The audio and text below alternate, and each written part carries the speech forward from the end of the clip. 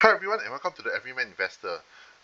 As I mentioned in my previous video, I have a much better education about Billings now after the recent earnings quarter, especially from the CEO of Polo Auto, when he mentioned Billings quite a few times actually in the earnings call. So let's look at Billings and does it actually matter? So now let's look at Fortinet's current quarter report. As you can see, everything is up. Revenue is up 16% per year. Operating income is up 14% per year. Billings is up 6% per year. Now, in general, this looks very good to me. But actually, what happened is that the previous quarter, the guidance for the current quarter's billings was 1.56 to 1.62 billion. As you can see, it came in very short, and the market actually had a fit, and the share price actually collapsed. Now, for me, on the other hand, I don't really look at billings that much because I would prefer to look at the operating income, which is up 14% year over year. Now, share price usually tracks earnings per share. For earnings per share to go up, you need to have increased income and a stable number of shares or a decreasing number of shares. In Fortinet's case, Fortinet has been very aggressively buying back shares because the shares basically are undervalued and Fortinet has been churning out cash like nobody's business. So, meaning to say that increasing operating income with a decreasing number of shares, the EPS will go up, which to me is very good. So we can see that on the earnings report itself, the market actually really collapsed. The price of Fortinet collapsed. Now, it even goes below this low $48 um, lower axis from Yahoo Finance. As you can see, the 52-week low was 44.12, which is exactly what it dropped to. I picked it up at the X point, which is 44.50. Now, I have done well because it is currently at 53.43 as I'm preparing this report, this presentation. So from 44.50 to 53.43 is a very great gain in price, and I've always been buying Fortinet at someone less than $50 because Fortinet somehow always misses on its billings, but its earnings and income always seems to be doing very well. And I think in general, what happens is that the initial market reaction is pure panic based on the billings miss, followed by the rational people who actually look in detail at the earnings report and then buy based on that, which is probably the right thing to do. Now, the problem with Fortinet is that Fortinet actually identified that the firewall business is actually slowing, which is not surprising because many people are migrating to the cloud. But the most important thing about this earnings call for this quarter is that the Fortinet management has recognized this and has recognized that the cloud is going to be growing more than firewalls from now on. And it has got products already. Its R&D is good. It has got products already. It has been deploying these products already, and is focusing more on selling more of these products for cloud security rather than on the firewall business, which is legacy business. So to me, all this makes it a very compelling buy, especially when the market decided to give me such a nice discount on the shares. Now let's take a look at Polo Auto's latest quarter's earnings. Again, it looks very good. The revenue was up 20% year over year. The billings was up 16% year over year. Now the main problem again was the billings.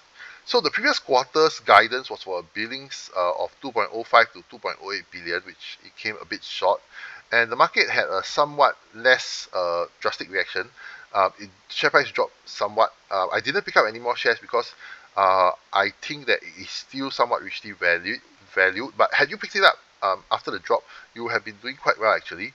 We're up about 10% or so. So let's take a look at what actually happened for during the earnings call itself. And for Palo Alto actually does a very nice earnings call. It does a video conference, which is really nice to watch. Okay, so this is the CEO Nikesh Arora, whose comments on billings are as follows. So basically, if you're going to charge, this is me paraphrasing what he said, but you can read it, the underlying parts. So if you're going to charge someone for a 3-year contract upfront, the guy is going to get more discount from you because you haven't serviced him for 3 years yet. Now, if you say, for example, charge him yearly, you probably won't have to give him much of a discount, which means to say you collect your money every year. The contract is signed, you're going to do business for him for 3 years. And it doesn't change anything because the contract is signed. Uh, I don't think any business owner is going to change their service provider once the contract is signed with whatever termination charges are involved, especially if the contract provider is going to do a good job. So To the CEO, he's very happy to get his money on an annualized basis, so he doesn't get pressured into giving discounts, which makes a lot of sense to me also. Now, if you look at the next slide, again, there were many questions on Billings.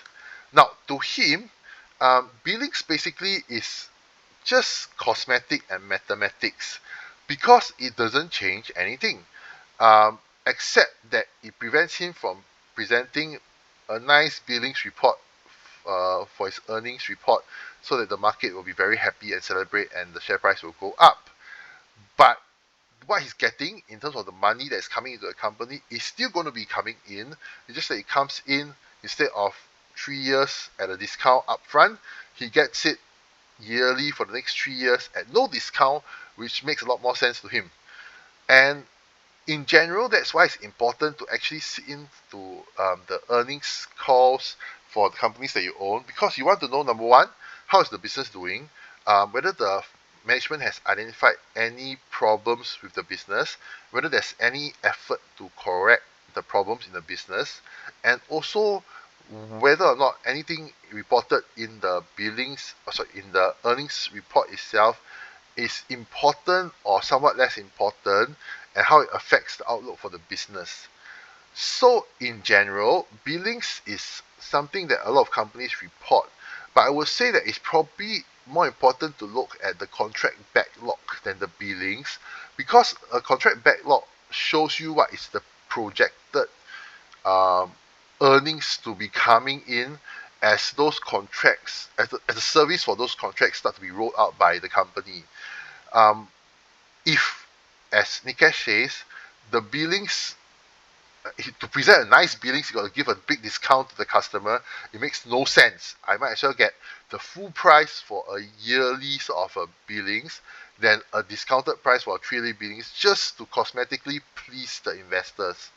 So, as people who are serious investors, it is probably more important to look for growing revenue, growing earnings, as well as a steady or growing contract backlog, rather than just focus on one metric, which is billings, which I wouldn't mind, honestly, majority of investors focusing on that because it gives me very nice discounts and I profit from it. But hopefully this presentation has helped clear up some of the misconceptions regarding billings. And thank you for watching. And I hope that whatever company you're interested in investing in will give you a nice billings miss and great earnings growth, and you can pick it up for whatever nice discount the market is going to give to you in its panic to sell, and you can make nice profits as well. So thank you for watching, and I'll see you in my next video.